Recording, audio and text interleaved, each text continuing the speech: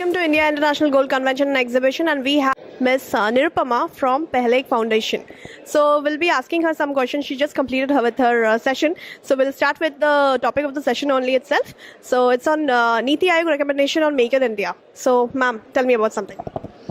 So Make in India is, as you know, one of this government's flagship programs, and therefore to integrate that with the gems and jewelry sector is quite important. And even now it's not really a priority sector, but we're hoping it'll go there. Broadly, four things were discussed about refining, because that's truly Make in India.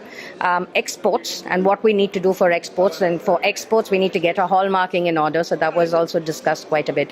And in order to open up new markets to ourselves, the industry believes that they should sit down and look at other countries, what kind of demand is required, and therefore manufacture that kind of product, because what we manufacture today may not actually be what the world demands. Correct.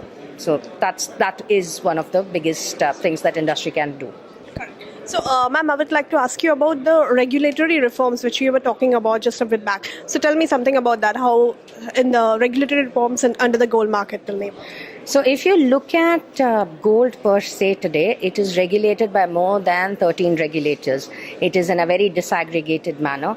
I think the first thing that we should consider is looking at one regulator for anything got to do with gold. I think this will be a significant step, and this will also ease a lot of regulatory arbitrages and do away with that which currently exists.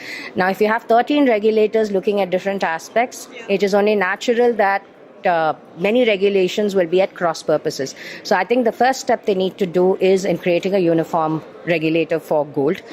Other things that they can look at is the spot exchange, which the announcement has come. Then create a bullion bank so that refinancing for the sector also becomes easy. These are some aspects that a regulatory framework should look at. Vaulting will also become a very important aspect, especially in the context of a spot exchange. Okay. So what's your concept about the spot exchange? Well, should the bullion come into the spot exchange market? That's what we were talking about. So there are 2 or 3 things that one needs to look at when you're looking at the spot exchange. One is, do we want to make it compulsory in terms of everyone having to trade only on the exchange and not outside of the exchange? I think that's something that the government will have to consider.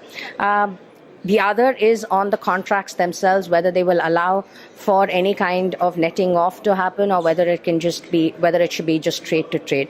But my basic point is any kind of spot exchange that is envisaged, and we've never envisaged a spot exchange for India, any kind of structure that we put in place must ensure that it facilitates for retail participation. So you and I should be able to trade on the spot exchange and be able to buy and sell gold. Because today, if I want to sell gold, I have to go only to a bullion dealer or a jeweler. I can't go anywhere else. And that may or may not be always transparent. So in order to have more transparency and for consumers to get what they really deserve in terms of the price of gold, a spot exchange therefore makes sense. So to move into a dematerialized form of holding gold, digital gold to dematerialized gold, and it should facilitate for retail participation on the exchange. If we do not do that, I think it will defeat the larger purpose of why a spot exchange is coming. Correct. I would like to go for the last question which we have, is how about financialization of gold? What's your concept? What's it all about? And under this Niti Aayog recommendation, what do you suggest about it? So when you look at monetizing gold, I think there are 2 or 3 aspects. The first is about integrating gold into the financial system.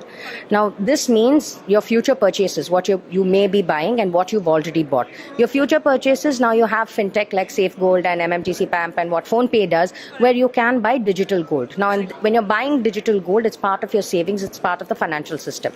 So we've covered good ground there. Retrospective gold, that is what we call above ground stocks of gold, which what we say is lying with us in our houses, lockers, etc. That is a little more of a challenge. However, the earliest form of monetizing gold has been through loan against gold jewelry. What your Muthuts and Manapurams and banks do, or what we commonly call as a gold loan, is the earliest way where you're able to use the asset and you're able to monetize the asset. So that we've done. However, to integrate it completely into the financial system is why the gold monetization scheme, it hasn't clearly taken off as well as it should have. And I believe the government is looking to revamp its existing model. And hopefully with digital gold coming in, I think the monetization of gold will also become much easier. So about the gold monetization scheme, which is supposed to be revamped, that's what they have suggested.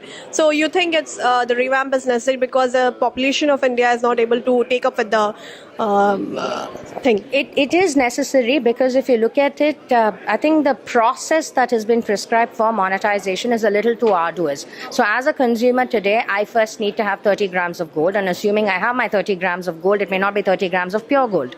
So whatever it is. But for me to look at the purity, I need to go to what is known as a purity testing center, the CPTCs, which are not really located anywhere close. Currently, I think there are only about 45 or 50 of the 600 odd hallmarking centers.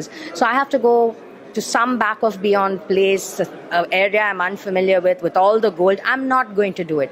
So the point is to make it easy. The other thing where I think the government's gone a little, they haven't maybe focused it right, is on their marketing strategy. A little wrong.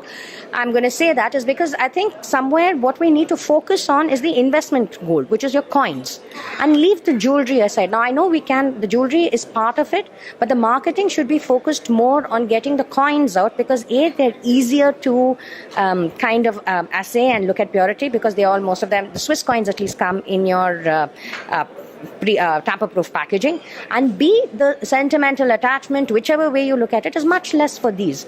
So I think the focus from a marketing perspective should be more on the coins, because the banks can also then, hopefully we can create an ecosystem where the coins can come back. The banks may be able to accept it without them having to go through the assaying centers.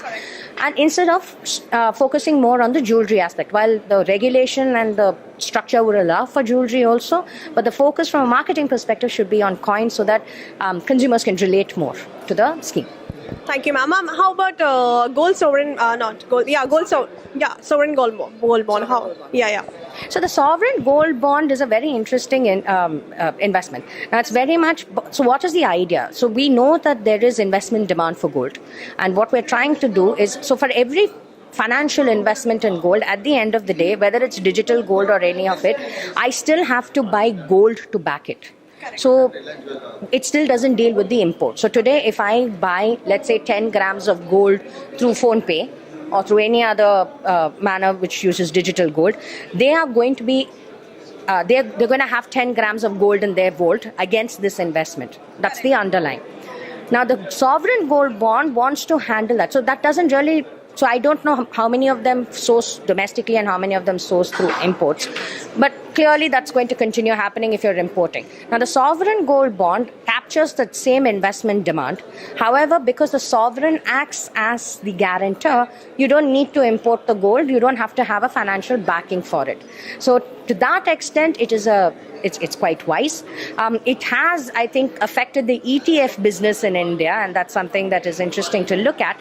And I also believe that the government has not hedged themselves against that, which is, I think, a very big faux pas on their part, and hopefully they will set that right, because they should be hedging themselves, no matter how small the amounts are or how big the amount is. So this is your first time in IIIGC It is my first time. So how's your experience going on, and what do you expect now? It's been very good. I've been enjoying the discussions, and I'm really looking forward to the rest of the panel discussions as well. So we hope you for the next time again. Thank you. Thank you so much, Nirupama.